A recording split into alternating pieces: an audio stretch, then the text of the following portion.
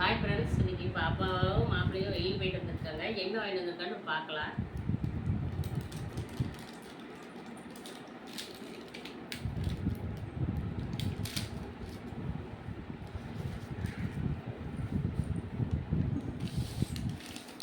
பிரியாணி,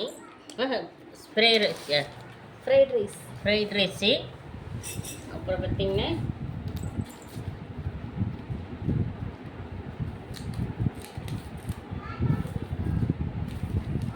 அப்புறம் பிரியாணி, எம்டி பிரியாணி,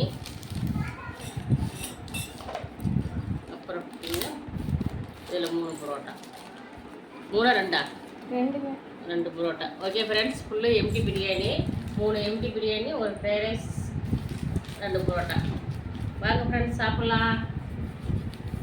அப்புறம் பாருங்கள், இதில் சட்னி, கார சட்னி,